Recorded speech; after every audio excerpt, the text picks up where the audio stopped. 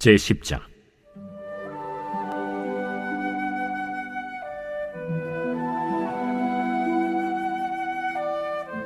이에 사무엘이 기름병을 가져다가 사울의 머리에 붓고 입맞추며 이르되, 여호와께서 내게 기름을 부으사 그의 기업의 지도자로 삼지 아니하셨느냐?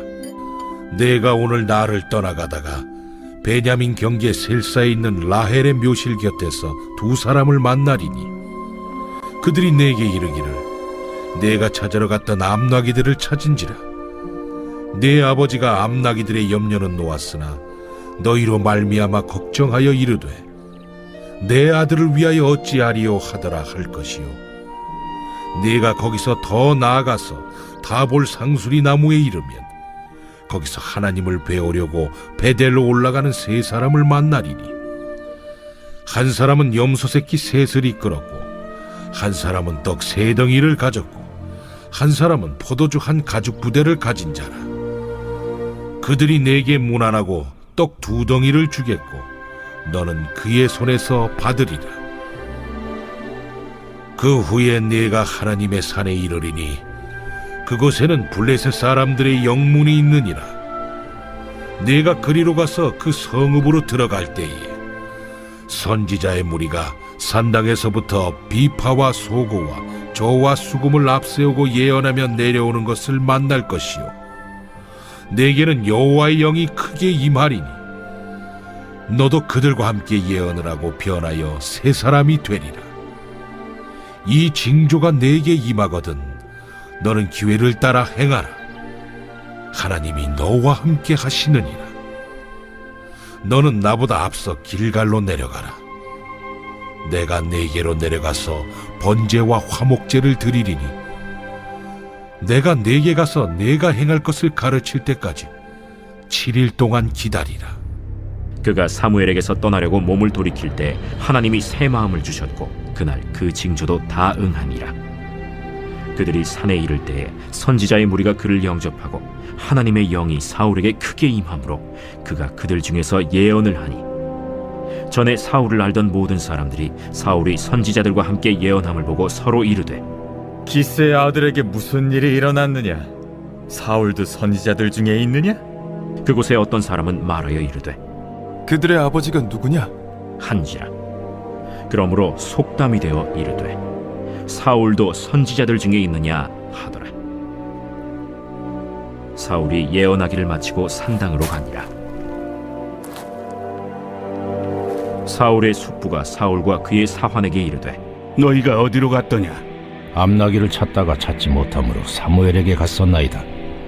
청하노니 사무엘이 너희에게 이른 말을 내게 말하라.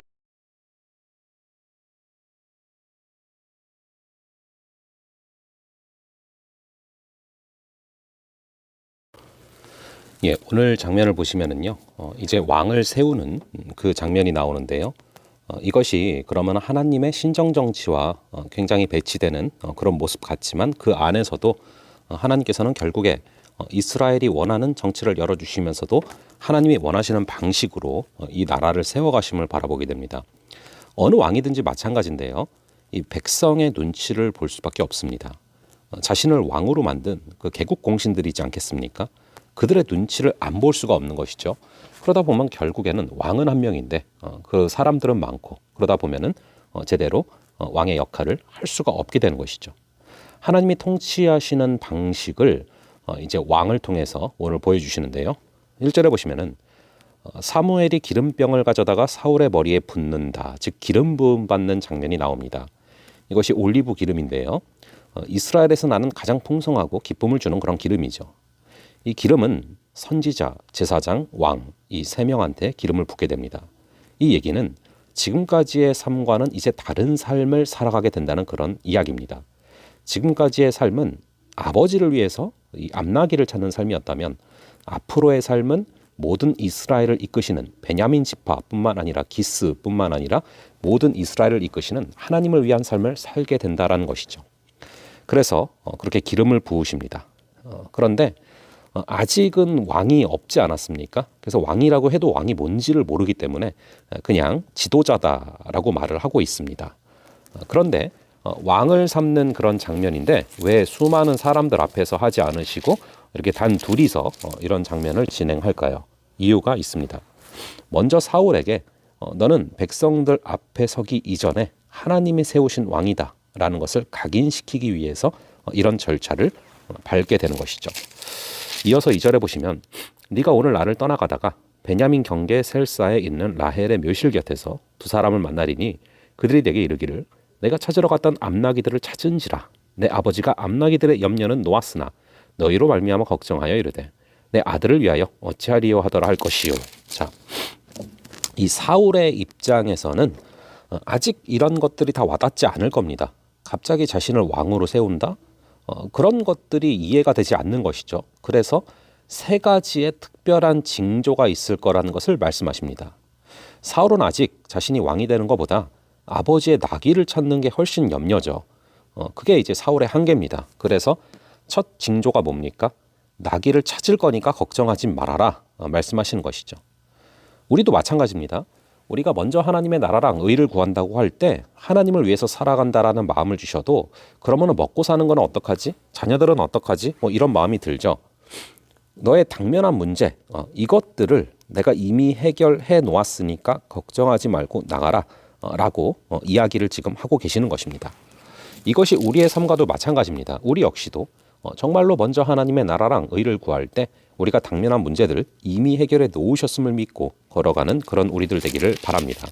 이어서 3절에 보시면 네가 거기서 더 나아가서 다볼 상수리 나무에 이르면 거기서 하나님을 배우려고 베델로 올라가는 세 사람을 만나리니 한 사람은 염소 새끼 셋을 이끌었고 한 사람은 떡 세 덩이를 가졌고 한 사람은 포도주 한 가죽 부대를 가진 자라. 자, 이 사람들을 만나게 될 거라는 거예요. 근데 세 사람이 다 다른 걸 갖고 있어요. 그런 사람들을 만나게 된대요. 이 일이 미리 예언이 된 겁니다. 이런 일이 이루어질 확률이 얼마나 있겠습니까? 낮은 확률이죠. 근데 딱 이 장면을 만나게 되는 것입니다. 그래서 자신이 구별하여 지은 세 사람이 확실하다라는 확신을 주시는 것이죠. 사실 곰곰이 생각을 해보면 백성들이 보채지 않고 그냥 기다렸다면 자연스레 누가 왕이 됐겠습니까? 바로 다윗이 왕이 됐겠죠. 그런데 너무 백성들이 지금 요구를 하고 너무 계속해서 보채는 거예요. 근데 보채는 상황 가운데 있으니까 계속 보채니까 그렇다고 지금 아직 다윗은 애인데 너무 어린 애인데 왕으로 세울 수는 없잖아요. 그런데도 계속 개척을 하니까 결국에는 사울 왕을 세우시는 것이죠. 그래서 사실은 보채지 않았다면 생기지 않았을, 보채지 않았다면 사실은 사울과 다윗의 문제들도 없었겠죠. 근데 사람의 그 지나친 열심, 사람의 지나친 욕심이 그런 문제들의 어떤 시발점이 되는데요. 결국에는 그럼에도 사울을 왕으로 세우시는 과정 가운데 하나님의 사람, 또 하나님께서 예비하신 사람이라는 증거를 확실하게 미리 보여주시겠다라는 것입니다. 그리고 5절에 보면은 어떤 조형물을 지나게 됩니다. 이것이 블레셋 사람들에게는 굉장히 명예로운 자리지만 이스라엘에게는 굉장히 치욕적인 자리죠. 근데 거기를 지날 때 한 선지자의 무리가 예언하며 내려올 거라는 거예요. 그리고 그들을 만나서 결국에는 6절에 보면은 여호와의 영이 성령이 크게 임하게 됩니다. 그래서 하나님의 사람을 만나게 되는데 하나님께서도 우리에게 어떠한 징조를 보이시고 사인을 주사 하나님의 사명을 감당할 수 있는 사명자가 되게 하여 달라고 기도하며 걸어가는 그런 오늘 하루 되기를 바랍니다. 먼저 하나님의 나라와 이를 구할 때 모든 문제를 해결하시는 하나님을 경험할 수 있기를 바랍니다. 특별히 5절 이후에서 나오는 것처럼 함께 예배함을 통해서 은혜를 누리고 하나님의 영이 임할 때 새 사람이 되는 것이죠. 그래서 지금까지는 결국 이렇게 나 하나 은혜 받고 나 하나 먹고 살면 됐는데 이제는 하나님이 행하실 일들을 바라보며 또 다음 세대를 사랑하고 품고 더 넓은 그릇으로 살아가는 것, 그것이 오늘 하루 우리의 삶이 될 수 있기를 간절히 바랍니다.